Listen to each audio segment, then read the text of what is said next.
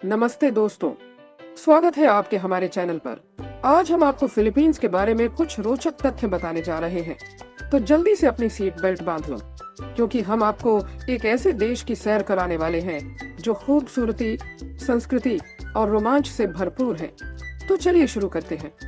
और हाँ, अगर आपको हमारा वीडियो पसंद आए तो लाइक और सब्सक्राइब करना न भूलें।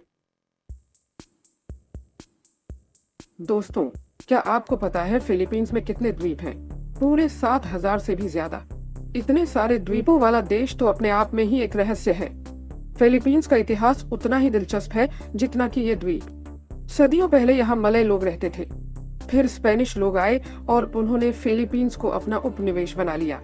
उनके बाद अमेरिकी आए और उन्होंने भी यहाँ राज किया।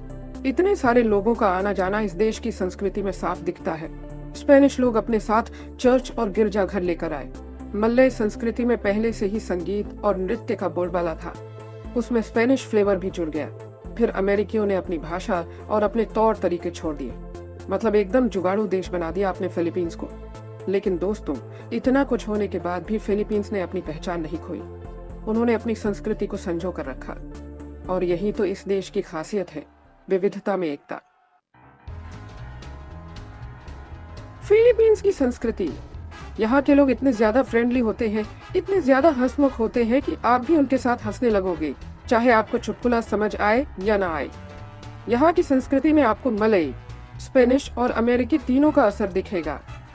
कभी आप कोई स्पेनिश चर्च देख रहे होंगे तो कभी कोई अमेरिकन स्टाइल रेस्टोरेंट। और हाँ, खाने की बात तो अलग ही है। यहाँ का खाना तो बस पूछो मत। अगर आप फिलीपींस जा रहे हैं तो एक सलाह है मेरी, बस खुले दिल से जाइए और यहाँ की संस्कृति में डूब जाइए। यकीन मानिए, आपको जिंदगी भर इस यात्रा को याद रखेंगे। दोस्तों, अगर आप सोच रहे हैं कि फिलीपींस में ऐसा क्या देखें, तो जनाब, यहाँ तो देखने लायक चीजें कम नहीं हैं। चाहे आप समुद्र के किनारे आराम करना चाहते हो या फिर पहाड़ों पर चढ़ाई करना चाहते हो, फिलीपींस में हर किसी के लिए कुछ न कुछ है। बोराके, ये जगह तो अपने सफेद रेतीले समुद्र तटों के लिए फेमस है। यहाँ आप स्नोकलिंग, डाइविंग या फिर बस आराम से धूप सेक सकते हैं। पलावन, ये जगह अपनी खूबसूरत नीली झीलों और हरे भरे जंगलों के लिए जानी जाती है। यहाँ आप कयाकिंग कर सकते हैं, गुफाओं की सैर कर सकते हैं या फिर बस प्रकृति की गोद में खो सकते हैं। सेबू, ये जगह अपने जीवंत शहर और ऐतिहासिक स्थलों के लिए प्रसिद्ध है। यहाँ आप खरीदारी कर सकते हैं, स्थानीय खाने का आनंद ले सकते हैं और फिलीपींस के इतिहास के बारे में जान सकते हैं। अब दोस्तों, बात करते हैं फिलीपींस की भाषा की। यहाँ की आधिकारिक भाषा है फिलिपिनो, जो कि टैगालोग भाषा का ही एक रूप है। लेकिन चिंता की कोई बात नहीं है, क्योंकि यहाँ ज्यादातर लोग अंग्रेजी भी बोल और समझ सकते हैं। हाँ, हो सकता है कि आपको कुछ लोगों की अंग्रेजी थोड़ी हटके लगे, लेकिन यार, इसे ही तो फिलिपिनो एक्सेंट कहते हैं। और यकीन मानिए, ये बहुत ही प्यारा लगता है। इसके अलावा फिलीपींस में कई और स्थानीय भाषाएं भी बोली जाती हैं, जैसे कि सेबुआनो, इलोकानो और हिलिगेनन। अगर आप थोड़ी बहुत भी इन भाषाओं में बात करेंगे तो यहाँ के लोग बहुत खुश होंगे और आपको अपना सा मानेंगे। तो देखिए ना दोस्तों, भाषा की चिंता छोड़ो और फिलीपींस की यात्रा का मजा लो। और हाँ, अगर कोई शब्द ना समझ आए तो बस एक मुस्कान के साथ पूछ लीजिएगा, एनोयून।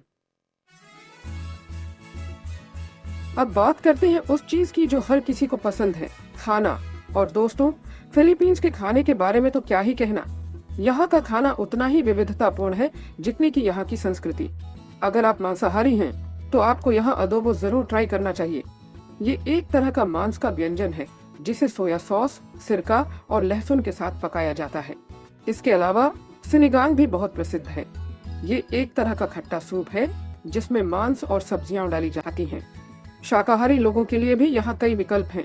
लंपिया जरूर ट्राई कीजिएगा। ये एक तरह का स्प्रिंग रोल है जिसमें सब्जियां भरी होती हैं। इसके अलावा पैनसिट भी बहुत स्वादिष्ट होता है।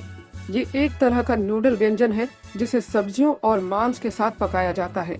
और हाँ, खाने के बाद मीठा तो बनता है। हालो हालो जरूर ट्राई कीजिएगा। ये एक तरह का डेजर्ट है जिसमें बर्फ, फल और दूध होता है। तो दोस्तों, फिलीपींस जाएं और यहाँ के स्वादिष्ट खाने का आनंद लें। बस खाते समय थोड़ा ध्यान रखिएगा, क्योंकि यहाँ का खाना थोड़ा मसालेदार हो सकता है। दोस्तों, अगर आपको पार्टी करना पसंद है तो फिलीपींस आपके लिए एकदम सही जगह है। यहाँ साल भर कोई ना कोई त्योहार चलता रहता है और यहाँ के त्योहारों में एक अलग ही तरह का जोश और उमंग देखने को मिलता है। सिनुलू, ये त्योहार तो बस देखने लायक होता है। रंग बिरंगे कपड़े पहने लोग सड़कों पर नाचते हैं और एक दूसरे पर पेंट फेंकते हैं। ये त्योहार जीसस क्राइस्ट के सम्मान में मनाया जाता है। पनागबेंगा, ये फूलों का त्योहार है। इस त्योहार में फूलों से सजी हुई झांकियां निकाली जाती हैं और लोग पारंपरिक नृत्य करते हैं। ये त्योहार बागुयो शहर में मनाया जाता है। कादायावन, ये त्योहार दावो शहर में मनाया जाता है और ये फलों का त्योहार है। इस त्योहार में फलों से सजी हुई झांकियां निकाली जाती हैं और लोग पारंपरिक नृत्य करते हैं। ये तो बस कुछ उदाहरण है दोस्तों। फिलीपींस में ऐसे सैकड़ों त्योहार मनाए जाते हैं। हर त्योहार का अपना एक अलग ही महत्व होता है और हर त्योहार में आपको फिलीपींस की संस्कृति की एक झलक देखने को मिल जाएगी। दोस्तों, अब बात करते हैं फिलीपींस की प्राकृतिक सुंदरता की। यहाँ के समुद्र तट, पहाड़ और जंगल देखकर आपकी आंखें खुली की खुली रह जाएंगी। ये जगह सच में स्वर्ग से कम नहीं है। अगर आपको समुद्र तट पसंद है तो आपको बोराके, पलावन और सेबू जरूर जाना चाहिए। यहाँ के सफेद रेतीले समुद्र तट और नीला पानी देखकर आप मंत्रमुग्ध हो जाएंगे। यहाँ आप स्नोकलिंग, डाइविंग या फिर बस आराम से धूप सेक सकते हैं। अगर आपको पहाड़ पसंद है तो आपको बानावे राइस टेरेस जरूर जाना चाहिए। ये दुनिया के सबसे पुराने चावल के खेत हैं और यहाँ का नज़ारा देखकर आप दंग रह जाएंगे। यहाँ आप ट्रेकिंग भी कर सकते हैं और प्रकृति के नज़ारे का आनंद ले सकते हैं।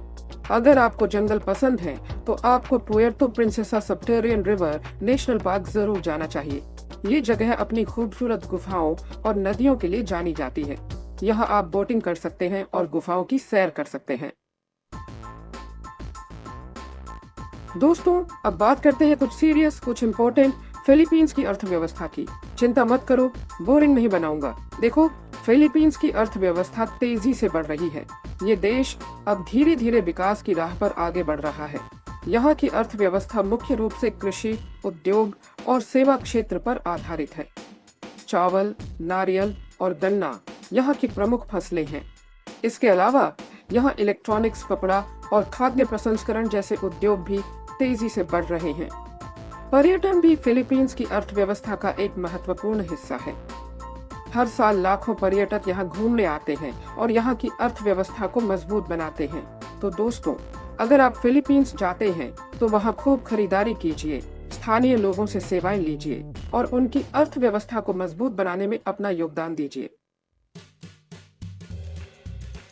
दोस्तों, फिलीपींस की सबसे खास बात क्या है पता है?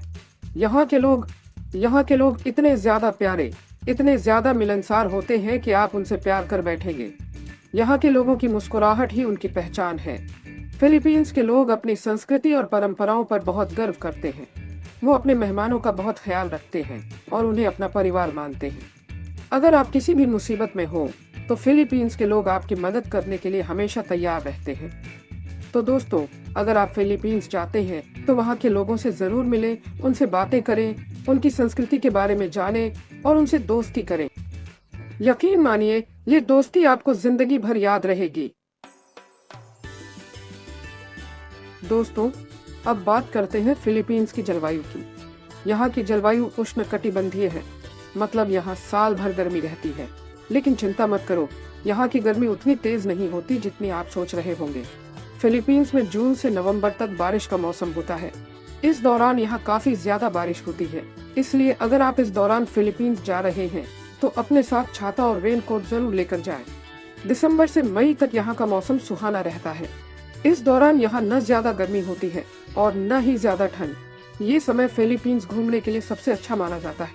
तो दोस्तों, फिलीपींस जाने से पहले मौसम का हाल जरूर देख लीजिएगा ताकि आप अपने साथ उस हिसाब से कपड़े लेकर जा सकें। तो दोस्तों, ये थे फिलीपींस के बारे में कुछ रोचक तथ्य। उम्मीद है कि आपको ये वीडियो पसंद आया होगा। अगर आप भी फिलीपींस जाने का प्लान बना रहे हैं तो ये वीडियो जरूर देख लीजिएगा। और हाँ, अगर आपको ये वीडियो पसंद आया हो तो इसे लाइक और शेयर जरूर कीजिएगा। और ऐसे ही और मजेदार वीडियोस देखने के लिए हमारे चैनल को सब्सक्राइब करना न भूलें। धन्यवाद।